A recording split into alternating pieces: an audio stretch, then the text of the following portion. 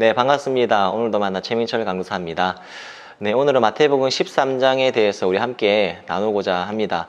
마태복음 13장을 읽고 영상을 시청해 주시면 감사하겠습니다. 네, 마태복음 13장에는요, 총 8가지 비유를 이렇게 말씀해 주신 것을 볼 수 있는데요.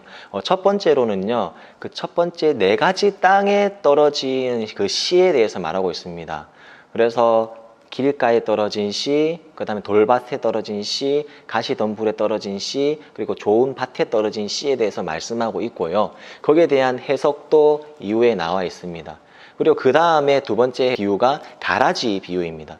이 가라지 비유를 말씀해 주시는데 그 사이에 천국의 특성인 겨자씨 비유와 누룩 비유로 설명해 주십니다. 총 4가지 비유를 말씀하셨죠. 그 다음에 중반부에 이르러서 3가지 비유를 연달아 말씀해 주시는데요. 좋은 보물을 찾기 위한, 그러니까 땅 팔고 냉장고 팔아 그 기어이 그 밭을 찰 것이라고 우리가 찬송가를 통해서 알 수 있잖아요. 좋은 보물을 찾는 사람과 그리고 좋은 진주를 구하는 그 장사꾼 비유를 또 말하고 있고요. 그리고 그물 비유라고도 이렇게 불리는 그 비유까지 나와서 총 7가지 비유가 나오고 마지막 하반절에 이것의 결말 비유, 새 것과 옛 것에 대한 비유가 나와 있듯이 총 8가지 비유로 통해서 예수님께서 천국에 대해서 설명하는 것을 볼 수 있습니다. 그렇다면 천국에는 어떤 특성을 갖고 있는지 한번 살펴볼 것이고요. 그리고 천국을 방해하는 세력이 어떠한 세력이 있는지도 함께 살펴보는 시간이 되었으면 좋겠습니다. 첫 번째 비유인 이 4가지 땅에 떨어져 있는 이 비유에 대해서 말씀을 드리면요. 길가에 떨어진 자는 어떠한 자다. 그 다음에 돌밭에 떨어진 자는 어떠한 자다. 가시덤불에 떨어진 자는 어떠한 자다. 좋은 밭에 떨어진 자는 어떠한 자다. 이런 이야기는 예수님께서 비유를 설명하실 때 말씀해 주고 있는 것이고요. 이 비유에서 가장 중요한 것은요. 아무리 좋은 말씀을 받고 아무리 좋은 씨를 우리가 받을지라도 우리 안에 열매, 그 믿음으로 받지 않으면 열매가 생기지 않는다라는 것을 말하고 있는 것입니다.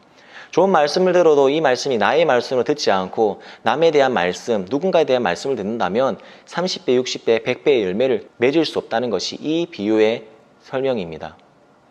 그리고 가라지 비유에 대해서 예수 그리스도께서 말씀하시는데요. 이 가라지 비유 설명하실 때 이 가라지를 씹는 사람은 바로 사탄이다라고 말할 수 있습니다. 우리 25절에 그 사탄의 행동에 대해서 나오고 있는데요. 25절 다 같이 읽으면요.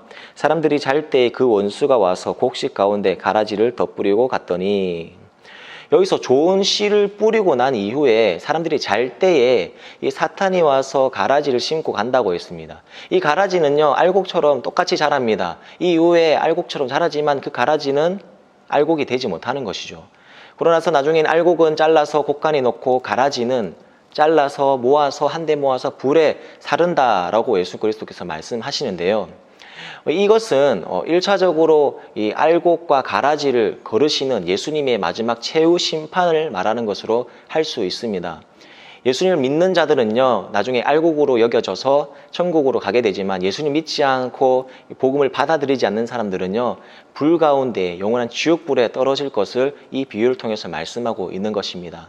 그리고 이 마태복음의 기록 목적이 1차 수신자가 바로 유대인들을 위해서 쓰여졌다고 했잖아요. 이 가라지 비유를 통해서 1차적으로 유대인들에게 임할 심판을 또 예수 그리스도께서 말씀하고 있는 것입니다. 무슨 말이냐? AD 70년도에 이 로마의 그 티투스 장군에 의해서 그 예루살렘이 함락당합니다. 그리고 멸망당하죠. 그런데 이 이스라엘 사람들은요, 이 당시에 예루살렘은 절대 망하지 않을 거라고 생각했습니다. 왜? 하나님께서 거하신 성전이 있기 때문입니다. 그들은 예수 그리스도를 메시아로 받지 않았음에도 불구하고 잘못된 그 생각을 가지고 있었기 때문에 그 로마가 이렇게 쳐들어왔을 때 무너지지 않을 거라는 그 안일한 생각을 갖고 있었습니다. 그러나 그 예수님께서는 이 비유를 통해서 너희가 1차적으로 나를 영접하지 않고 나를 믿지 않았기 때문에 너희가 먼저 1차적으로 AD 70년 때 예루살렘 멸망을 통해서 너희는 멸망, 이렇게 심판을 경험하게 될 것이다 라고 말씀해 주고 있는 것이 바로 가라지 비유입니다. 네, 그리고요 31절부터 33절에는요 갑자기 천국에 대한 그 특성, 속성에 대해서 말하고 있습니다. 31절, 32절은 겨자씨 비유를 말하고 있는 것인데요. 이 겨자씨는 정말 눈에 보이지 않을 만큼 정말 작습니다. 그러나 이것이 엄청 큰 나무가 되는 것을 볼 수 있습니다.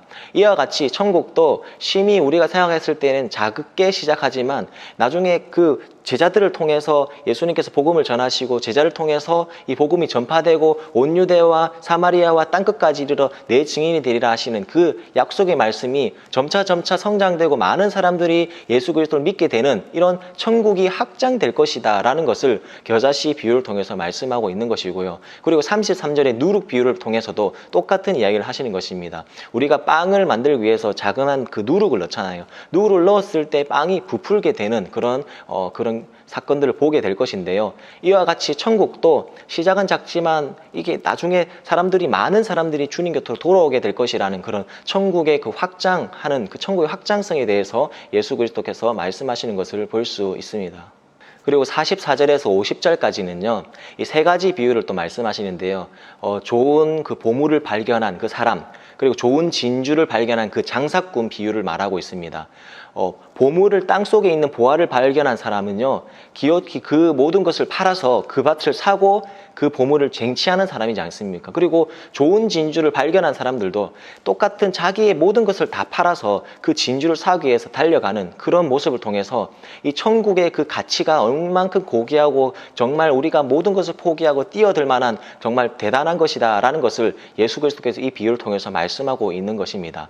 그리고 그물 비유를 통해서도 이게 그물을 잡을 때에 좋은 것과 나쁜 물고기 모든 다 그물을 통해서 잡게 되잖아요. 그리고 나서 그물을 나중에 물가에 와서 펼치고 나서부터 거기서 이제 분류 작업을 하는 것을 볼 수 있습니다. 그와 같이 지금은 복음의 씨앗을 뿌리지만 나중에 이것이 분류할 수 있는 그 작업의 시대가 올 것이라는 것입니다. 바로 그것이 심판의 시대가 올 것이라는 것을 예수님께서 그물 비유를 통해서 말씀해주고 있는 것입니다.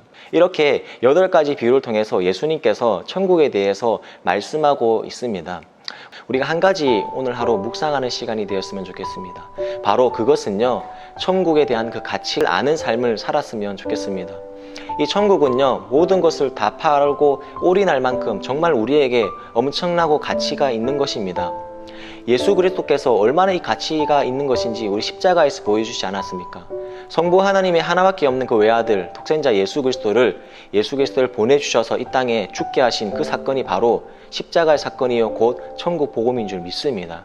그 사건에 감사하며 오늘도 감격하는 하루가 되었으면 좋겠습니다. 그래서 오늘 하루 정말 감사하는 그런 하루, 나에게 복음을 주신 하나님께 감사하는 하루가 되는 귀한 시간이 되었으면 좋겠습니다.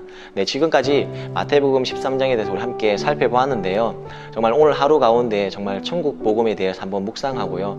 이 천국이 얼마나 우리에게 소중한 것이라는 것을 다시 한번 깨닫는 귀한 시간 되었으면 좋겠습니다. 네, 내일 우리 마태복음 14장을 통해서 우리 함께 만났으면 좋겠습니다. 네, 지금까지 오늘도 만나의 최민철 강도사였습니다. 네, 오늘도 좋은 하루 되십시오.